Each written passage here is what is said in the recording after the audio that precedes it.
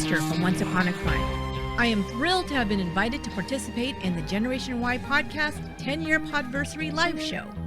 Join me in helping Justin and Aaron celebrate their 10 years producing one of the best and longest-running true crime podcasts ever. The live show will take place on September 8th at the Screenland Theater in Kansas City, Missouri, or you can also participate by livestream. Tickets are available at genypod.com. Along with Justin and Aaron, special guests include Nick and the Captain from True Crime Garage, Charlie from Crime Lines, Bob Ruff from Truth and Justice, Josh from True Crime BS, and me. It's gonna be epic, and you won't want to miss it if you're as big a fan of Gen Y as I am. They were actually my biggest inspiration for and for supporters of Once Upon a Crime. Once again, get your tickets for the live show or live stream at genypod.com, and I hope to see you there.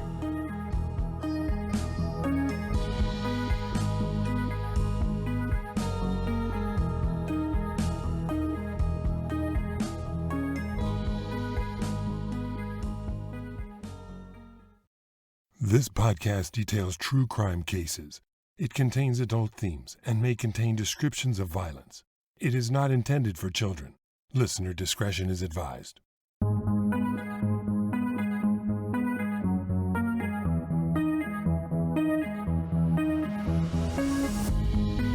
Thank you for joining me for today's episode of Once Upon a Crime. In this series, Wild Women, we're stepping back in history to learn about some of the earliest female criminals on record. In this week's episode, I'll cover the case of Lavinia Fisher, who legend tells us was one of the first female serial killers. Along with her husband John, she was accused of luring unsuspecting travelers to her roadside inn where they were drugged, robbed, and murdered.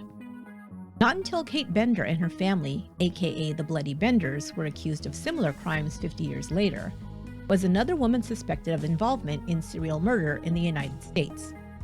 But was Lavinia Fisher really a serial killer? Are the stories that describe her as a cold-blooded murderer historically accurate, or simply tall tales? In researching this story, I dug a little deeper to try and separate fact from fiction as much as possible. What I found is that sometimes facts that have been obscured by time can take the story to a new and even more fascinating conclusion. Join me on a trip back to the early 1800s to discover the true story of Lavinia Fisher and the 6 Mile Wayfarer house.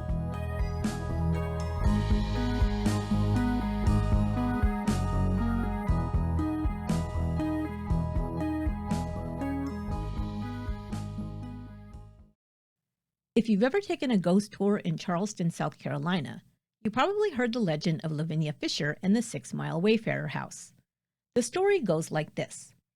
One frigid night in 1819, a fur trader named John Peoples stopped at a roadside inn outside of Charleston, South Carolina.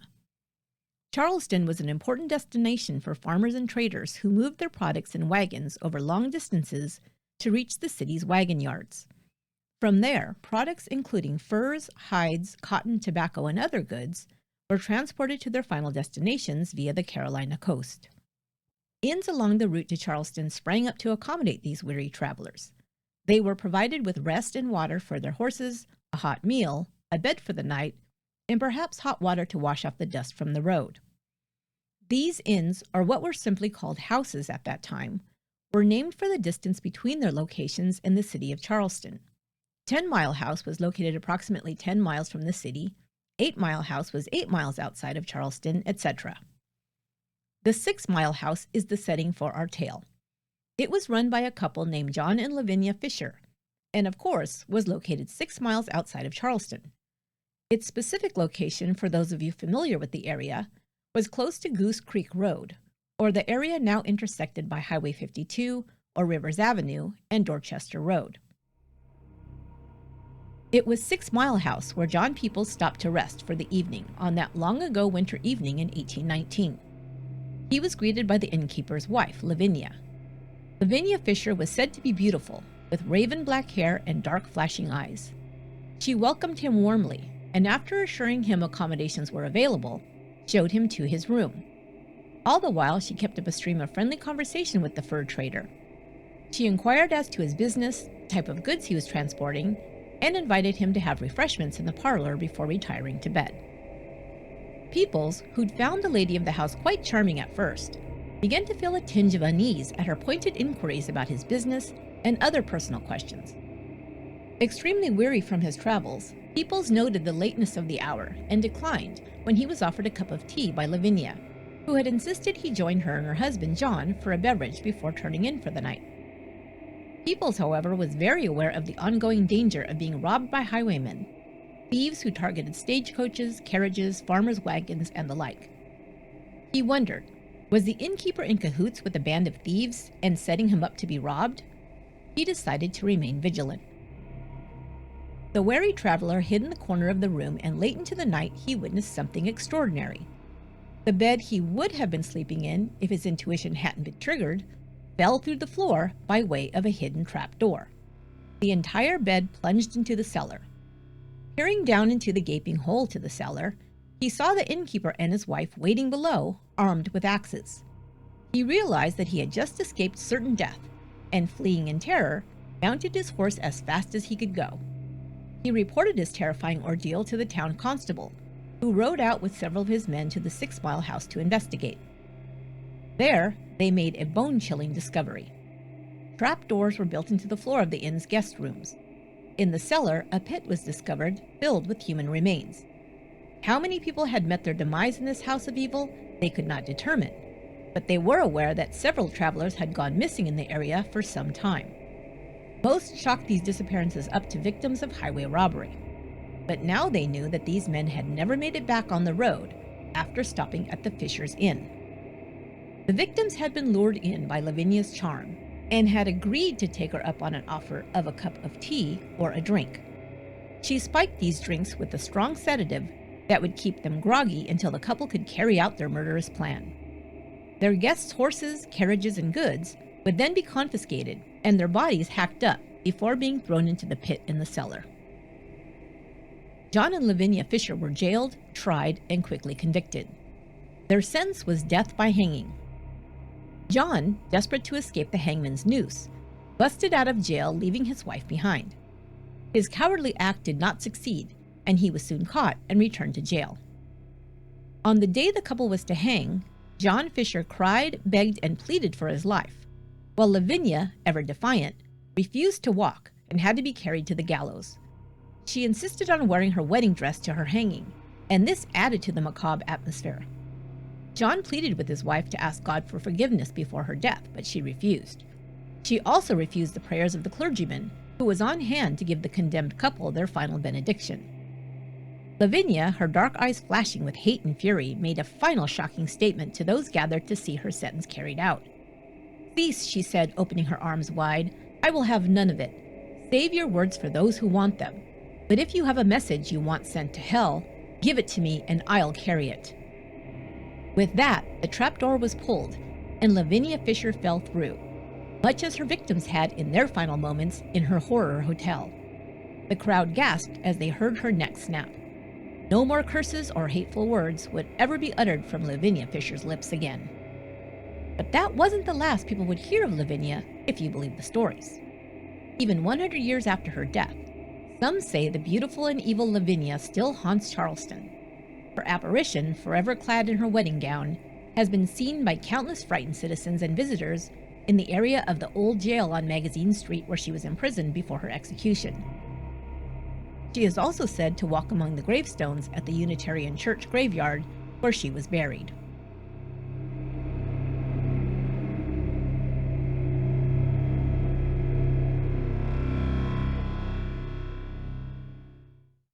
But as you may have guessed, stories like these that are so colorful, so memorable, and end with a ghost story are rarely 100% true. But Lavinia and John Fisher were real people who ran an inn called 6 Mile House outside of Charleston, South Carolina, and they were charged with a crime, found guilty, and hanged in 1820. Some of the details have been embellished over the years, as is often the case with such colorful stories. And this tale includes many elements that caused it to be handed down as historical lore for decades. We know from playing the game of telephone as children that these hand-me-down tales often become distorted and embellished over time. So, what were the elements of this tale that has kept it firmly planted in the memory of Charlestonians since the 1800s? Well, first, you have multiple murders committed in a planned and methodical way. These murders even included a feat of engineering, a hidden trap door the size of a bed frame, for goodness sake. And you can't discount that the story also featured a common fear for citizens at that time. Much like children of yore were warned away from wandering too far into the woods with tales of big bad wolves and child-eating witches, travelers became wary of the dangers of life on the road. They were constantly vulnerable to highway robbers, and it became necessary to remain vigilant at all times. To learn that they may still be in danger once they reached the inns they considered safe harbors, well, that just added another level of fear and anxiety for travelers. Because of these reasons, the story of the murderous innkeepers quickly took on a life of its own, and the tale grew into the legend it is today. But what may be most intriguing about this story, and as the legend suggests, became the most popular part of this tale, a beautiful and charming woman turns out to be a cold-blooded killer. Lavinia Fisher is still sometimes listed as America's first female serial killer, although that claim is dubious at best. But as I said, there are truths woven into the story. I'll provide you with all the details of the true story, but I also dug a little deeper, and I'll share with you some other details not commonly known, details that I found to be even more interesting and that may provide real clues to the truth behind the arrest, trial, and execution of the Fishers.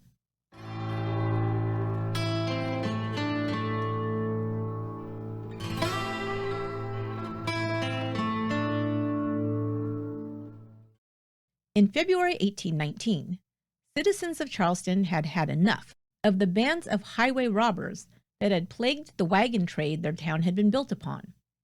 The economy was in the doldrums, and Charleston faced competition for the wagon trade from smaller port cities and towns, ones where merchants weren't getting continually robbed for their goods and cash. Charleston's citizens decided to take matters into their own hands. Learning that a band of robbers had set up a base of operations just outside the city, a group of vigilantes, determined to run them off, made their way to the roadside inns. They'd learned that these outlaws sometimes ran crooked card games in these houses, cheating travelers out of their money or straight up stealing their winnings. The mob first arrived at 5 Mile House and, without any description of these alleged bandits, simply demanded that the small group of men they found there vacate the premises forthwith. They also demanded they leave all their possessions behind if they wished to escape with their lives. The men, naturally, protested and resisted the mob. In response, the mob set fire to the building. Wow, way to defend the innkeeper's property, right? The 5 Mile House burned to the ground. But hey, the bandits? Travelers? Innocent bystanders? Well, they were sent packing. Thus successful in their efforts, I guess, the mob continued down the road to the 6 Mile House. While the occupants there, including proprietors John and Lavinia Fisher, had already received word of the mob's attack at the 5 Mile House, they also had most likely smelled smoke drifting down from the burned-out remains of their neighbor's inn and fled forthwith. I like that word. The mob, finding the inn empty of occupants, decided to post a young man named David Ross to watch over the property while they continued on their way. After the mob was far enough down the road, the people that had fled the 6 Mile House returned. Finding David Ross there alone, they attacked him and he eventually escaped into the woods. The next day, Ross would give an affidavit regarding the events that occurred at the 6 Mile House. He said that a man named William Hayward, accompanied by another unnamed man, quote, cursed him, collared him violently, and pushed him out of doors. Okay, now this part made me chuckle. He further stated that Hayward, quote, put his hand to his bosom and stated, "You damned infernal rascal, if you lay your hand on anything, I will blow your brains out," end quote. Ross's report continues, and the Fishers' actions are recorded in the official record of this incident. Ross stated that John Fisher, along with his wife Lavinia, accompanied by 2 other men, approached him angrily. That's when, quote, Lavinia Fisher laid violent hands upon him, choked and boxed his head through a pane of window glass, end quote. At this time, Ross also stated he was desperately trying to flee, but Hayward and Fisher, it's not clear if he meant Mr. or Mrs. Fisher, beat him unmercifully with loaded whips. The couple was aided by 2 other men and at least 1 woman who was not Lavinia Fisher. Ross states that he was able to break away and run into the woods. He was fired upon just as he reached the tree line and could hear the men cursing him and threatening his life if he ever returned. At about this same time, a trader named John Peoples, whose name we heard in the Tall Tale version of this story, was headed home from Charleston and stopped at the 6 Mile House to water his horses. As he was doing so, he was attacked and robbed after getting into an argument with a man who had emerged from the inn. The man demanded his bucket to water his horse, but Peoples refused as he was in the process of using it himself. As they began to argue, according to Peoples' affidavit, quote, 9 or 10 persons, among them a tall, stout woman, came out of the house, armed with clubs, guns, and pistols, end quote. Peoples said he was assaulted by this group, and the affidavit states that the woman appeared to be the most active in beating him, cutting him over the head and eyes with a stick. After the group doled out this ass-kicking, they returned to the inn. Peoples dragged himself back into his wagon and continued down the road, but he was overtaken just a short distance away by 2 of the same men that had beaten him. Brandishing a pistol, they demanded his money and robbed him of about $35 or $40. He later identified some of his attackers as William Hayward, Joseph Roberts, John Andrews, and John and Lavinia Fisher. The sheriff was alerted regarding these 2 assaults and 1 robbery at the 6 Mile House. He rode out with his large party of men to round up the hooligans. Once they reached the inn, the group was rounded up, and they surrendered without incident. Taken into custody were John and Lavinia Fisher, as well as 2 men named James McElroy and Seth Young, and another woman named Jane Howard. All were placed into a paddy wagon and hauled off to the Old City Jail on Magazine Street. Those who were incarcerated in this facility found the conditions not only harsh, but torturous. Stone walls and floors and rough barred windows did little to keep out the frigid cold in winter or the suffocating humidity in the summer months. The jail was almost always overcrowded, and prisoners, constantly on edge from the violence they were subjected to by their cellmates and guards, found the conditions nearly intolerable. With constant hunger, deprivation of air and sunshine, and the never-ending battle to keep rats and other vermin off of them, inmates were often driven to violence or madness. Neither was a remedy for the torturous prison conditions. The insane were housed right alongside the general population, as were violent offenders. The only difference was that these unfortunates received the added punishment of being shackled to an iron ring in the center of the floor, making them even more vulnerable. The only way out of the hell that was the Old City Jail was by praying to be exonerated or death. And inmate death was an ever-present possibility, either as a result of sickness at the hands of violent guards or inmates, or at the end of a hangman's noose. Many could not wait for the sweet mercy of death and took their own lives. With the Fishers and the others now locked away in the Old City Jail, a search of 6 Mile House was conducted. Contrary to legend, no trapdoors or burial pits were found.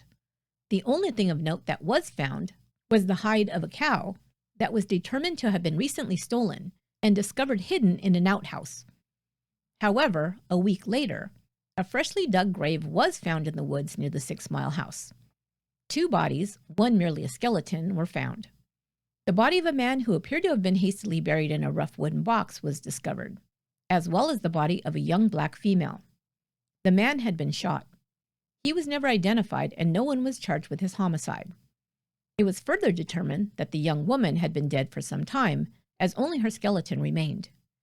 She'd been buried without the benefit of a coffin, and her grave was unmarked. It is assumed that this was the body of a young slave girl. She was also not considered a victim of the Fishers. No other bodies were ever found either in or around the 6 Mile House. After the home and grounds were thoroughly searched, the inn was burned to the ground, just as the 5 Mile House had been.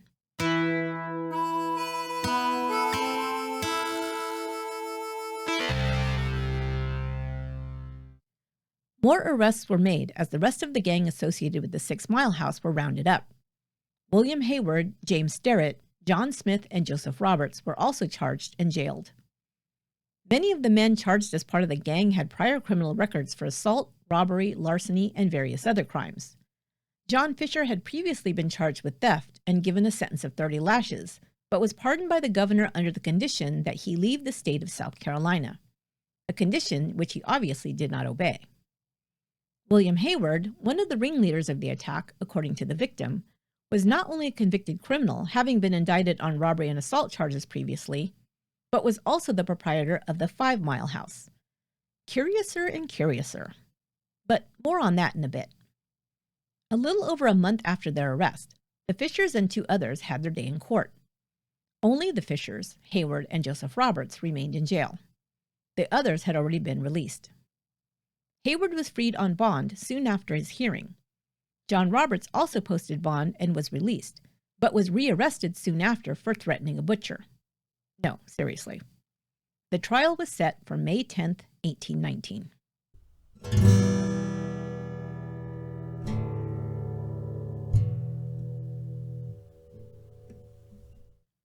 John and Lavinia Fisher faced the judge in the spring of 1819, charged with assault with intent to murder and common assault on David Ross. They were the only ones to stand trial on that day, since John Roberts had already pleaded guilty to assault in the case of the butcher and received a 1-year prison sentence, which he was already serving. William Hayward had jumped bail and fled the jurisdiction. He would be tried in absentia. On May 27th, John and Lavinia were tried together. The prosecutor described to the jury how the couple had, quote, wielded, pointed, and fired a loaded weapon at David Ross with the intent to kill. Ross was also mistreated, beaten, wounded, and placed in great fear for his life, the prosecutor dramatically stated before a packed courtroom gallery. Not surprisingly, the Fishers and Hayward, in his absence, were found guilty. Their sentencing was delayed pending an appeal. They were to remain in the Old City Jail until this motion could be heard. Meanwhile, William Hayward was finally brought to justice in July when he was recognized at a Columbia, South Carolina hotel and returned to Charleston. John and Lavinia were housed together in one cell separated from the other inmates. The only single cell available was one used as an isolation cell, so the conditions the Fishers were living under while awaiting sentencing were even harsher if possible. Lavinia petitioned the sheriff to move them to another part of the prison, a wing often used for those who were charged with unpaid debts. The cell would be larger and have more ventilation. The move was approved. Once there, they reconnected with their former co-defendant, Joseph Rogers, who was serving out his sentence for assaulting the butcher. The 3 of them had more freedom of movement, and they decided to take a chance on escape. Over time, they managed to carve out a hole underneath a 2nd-floor window, by which they could pass through to the outside. They tied blankets together as a ladder, and on the night of September 13, 1819, they made a break for freedom. Roberts climbed down first, followed by John. As Fisher was descending, the makeshift rope broke, and he fell 20 feet to the ground. He was not seriously injured, but Lavinia was now trapped alone with no way to escape. Here is where we debunk the story that John Fisher was a coward who escaped without his wife, leaving her behind to face judgment alone. The original plan was for the escaped trio to get to the Charleston harbor and board a ship to Cuba. But both Fisher and Roberts, unwilling to leave Lavinia behind, stayed in Charleston to work on a plan to rescue her. It appears that their goal was to get together enough money to bribe the jailer. Within days, they were recognized near the docks in Charleston, reported to police, and were discovered hiding underneath an overturned boat. In their possession were found gold pieces and watches, most likely what they were able to amass as part of the bribery scheme. They were returned to jail to await sentencing. But their fate was all but sealed once the escape plan failed. Escapees were an embarrassment for the authorities, and the jailbreak would weigh heavily against them at their sentencing hearing.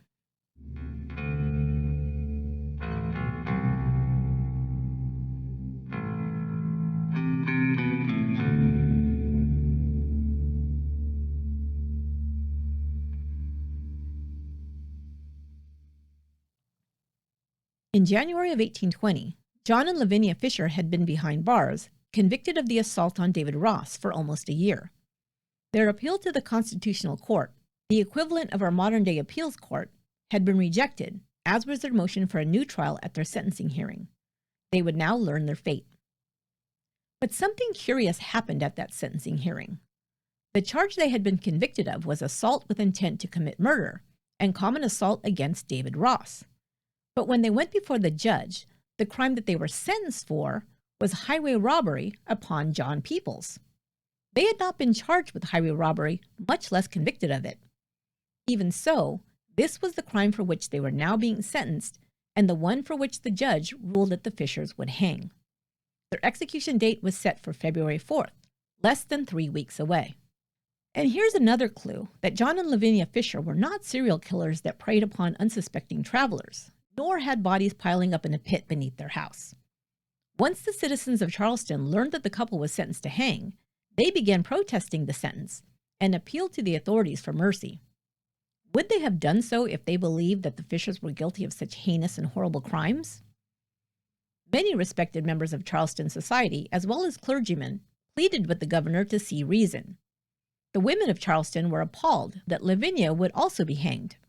A woman receiving a death sentence just wasn't done, and it seemed, well, barbaric, they thought. They also pointed out that it was not a Christian or charitable thing to subject a female to the harshest punishment available. Some even gave speeches asking what it meant for society to condone the execution of a woman. Was this the end of civilized, polite society?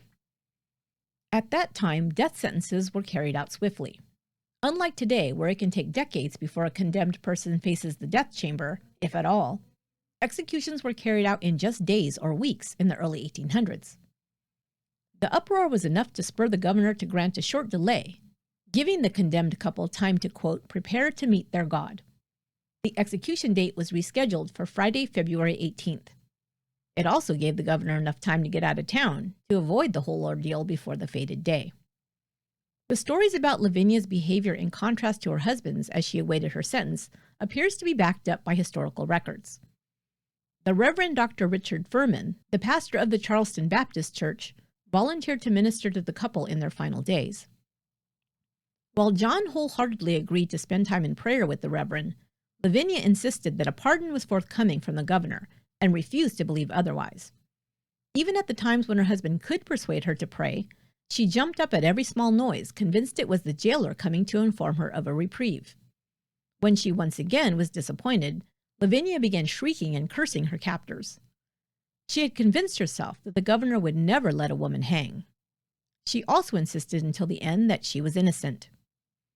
On the morning of the execution, John and Lavinia placed loose white garments over their clothing.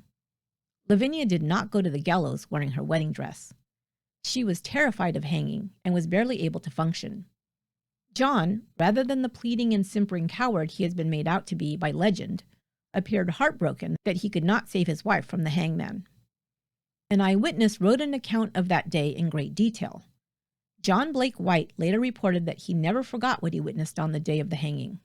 It would cause him to have strong opinions regarding capital punishment from that day forward. White was an attorney at the city jail conducting business that day and saw the events unfold firsthand from beginning to end. He recorded his observations from the moment the Fishers were taken from their cells until their final moments. The hangman was standing right outside their cell when the Fishers emerged to be transported to the gallows. The executioner, whom White described as a, quote, haggard, pale, emaciated creature, never left her side for an instant.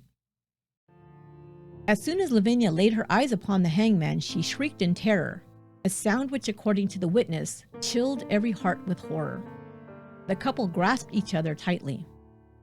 They were escorted to a wagon and boarded it for the short ride to the gallows. A huge crowd was already gathered there in anticipation of witnessing a rare event, the execution of a woman. As the coach reached the site where the gallows stood and they emerged, John Fisher got his first look at the gallows. The blood drained from his face, and his body shook in terror. He grasped his wife to him once more. As he walked to the steps of the scaffold and began to climb them, John looked back at Lavinia, but she refused to move, frozen in place. She had to be dragged up to the scaffold, still insisting that she would not be hanged, that the governor would surely give her a last-minute pardon. Women in the crowd began to weep, and men, feeling ashamed for their excitement just a few minutes earlier to witness this spectacle, looked down at the ground, shuffling their feet in awkward silence. Lavinia wailed, pleading with the crowd to save her. But in anticipation that her supporters may try to disrupt the proceedings, the governor had planned in advance. The cavalry was posted near the crowd and guarded the platform to keep order. Lavinia, her white garment blowing about her, stretched her arms wide and called out for the people to look upon her with pity. She cried out, professing her innocence. But when it was clear to her that she would not be saved, She became enraged and began to curse and blaspheme God, the governor, and anyone who would ever consider condemning a woman to hang. John, resigned and tearful, turned to his wife and begged her to calm herself and use her final moments to make her peace with God. Lavinia continued to shriek, and her words became more profane, shocking the crowd. The Reverend, who stood on the gallows to bestow a final blessing on the condemned couple, now attempted to calm Lavinia by beginning a prayer of repentance, asking her to join in and prepare herself to meet her Maker. Lavinia, her voice now strong, said the following words which rang out clearly over the crowd, words that would never be forgotten. "Cease," she said in response to the prayers offered to her. "I will have none of it. Save your words for others that want them. But if you have a message you want to be sent to hell, give it to me and I will carry it." That's pretty badass. However, as the noose was placed around her neck, her resolve crumbled. She began crying out to God for mercy, although she was still asking that he spare her life. Finally, in her final moments, she prayed for forgiveness for any offense she'd ever committed against God. John Fisher addressed the crowd to beg forgiveness also, but also to protest his innocence. He asked forgiveness from anyone he had ever offended. In addition, Fisher said he forgave those who had accused him and his wife falsely. At just after 2 p.m., caps were placed over John and Lavinia's faces, and they embraced each other one last time, before the signal was given and the trapdoor fell. Lavinia died instantly as her neck snapped at the end of the rope. John was not as lucky. It took several minutes before he suffocated and his heart stopped. John Fisher was 29 and Lavinia 28 years old at the time of their deaths. William Hayward would also hang on August 11, 1820.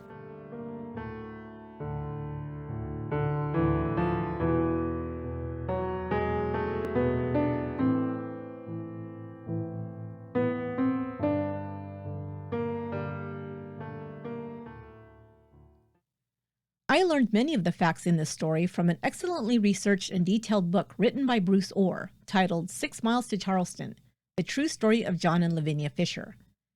In it, he lays out a theory that the Fishers may have been innocent of the crime for which they were hanged, and possibly framed as part of a land swindle. If you're interested in more details about that part of the story, I encourage you to read the book. But since the topic for this series is wild women, I was most interested in finding out as much as possible about Lavinia Fisher. I also gleaned more information about Lavinia's identity from Bruce Orr's book. I found these details very intriguing as they may provide a new perspective on this old legend. All we really know about Lavinia is that she was born in 1792, and only because we know the age she was at the time she was hanged. We don't know where she was born, who her parents were, or even what her last name was at the time of her birth. Bruce Orr did an extensive search of census records, marriage records, and other documents to learn more about her and to attempt to discover who the real Lavinia Fisher was. We know that her hanging was considered a great scandal at that time, and we know that she was not a serial killer with a pit full of bodies in the cellar. So what about her made the authorities even consider hanging her alongside her husband? The author came across information that caused him to speculate, what if Lavinia had not been a white woman? He discovered that John Fisher's uncle was Colonel George Fisher from North Carolina. In 1810, Colonel Fisher's attorneys sold 2 slave girls belonging to Colonel Fisher to Dr. Joseph Glover, a physician in South Carolina. The names of these 2 girls? Sally and Lavinia. In 1810, at the time of this sale, and 9 years before the incidents at 6 Mile House, Lavinia would have been 18 years old. Bruce Orr speculates, what if John Fisher's uncle, who owned a young slave girl named Lavinia, sold her to get her away from his nephew John, who had fallen in love with her? A slave owned by John Fisher's uncle who also had the unusual name of Lavinia? Just a coincidence? Seems unlikely to me too. Lavinia was sold to the doctor and sent to live in South Carolina. John Fisher later turns up in South Carolina, where he becomes proprietor of the 6 Mile House just a few years later. He and Lavinia are said to be husband and wife, yet there are no records of their marriage in either North or South Carolina. Could this be because she was a black woman, a former slave, whom it would have been illegal for him to marry? If so, she may have been his common-law wife. If this theory is true, I can't help but think it may be a very tragic love story. Two forbidden lovers never give up on being together and somehow find a way to conquer every obstacle that threatens to keep them apart. We can also surmise, if true, that Lavinia Fisher was of mixed race and fair-skinned. The citizens of Charleston were aghast that a white woman would be put to death. In several articles and pamphlets written during that time, she is always described as such. John Fisher's complete devotion to his wife, even at the expense of his own life, now makes much more sense in this context. His heartbreak at their joint conviction and death sentence may have been compounded by his guilt, perhaps believing that if she'd never met him, if they'd never fallen in love, her life would not have ended in such a tragic way. Did the authorities in Charleston know that Lavinia was a black woman and a former slave? If so, they never revealed this to the public or anyone else. Did someone, perhaps Colonel Fisher or another family member, conspire with them to end what they may have considered a shame on the family in return for land or money? Bruce Orr goes into great detail about the possible land swindle that may have set the chain of events in place that led to the execution of the Fishers. One detail that stands out and that I'll share with you here, just to wrap this up, is that you must remember that of the group of 9 or 10 original defendants, only 3 were hung. The Fishers, who ran the 6 Mile House, and William Hayward, the proprietor of the 5 Mile House.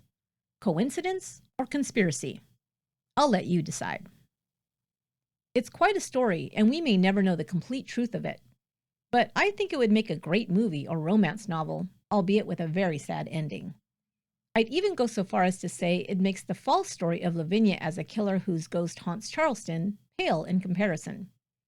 If she does haunt Charleston, perhaps it's because she's trying to reunite with her lost love. Oh, and by the way, I doubt that her ghost haunts the Unitarian Church graveyard. She was never buried there. She and John were buried in a potter's field in Charleston.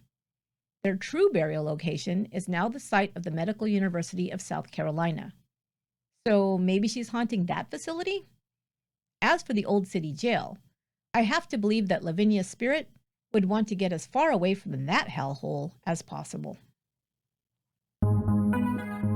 That will do it for this episode of Once Upon a Crime. I love these old stories, and I especially love finding out the truth about them, since many times the truth is stranger than fiction. I hope you enjoyed it as well. Do you want to hear all episodes of Once Upon a Crime ad-free? If so, you have a few options. Join our Patreon, and for as little as $2 a month, you can get ad-free early release episodes and other perks.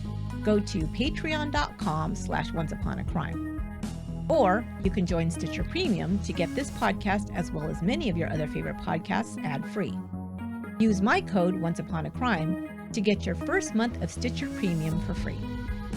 Once Upon a Crime is written, produced, and edited by me, Esther Ludlow. My research and production assistant is Lorena Garcia.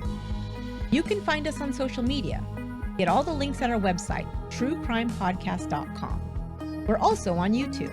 Check out our video episodes where you can also see photos associated with each case. Would you like to receive text updates from Once Upon a Crime? You can get true crime trivia, event info, giveaway offers, and more by text. You can opt in by texting OUAC to 408-676-1770. That's the letters OUAC to 408-676-1770. Text messaging is provided by TextSanity.com. Until next time, be good to one another.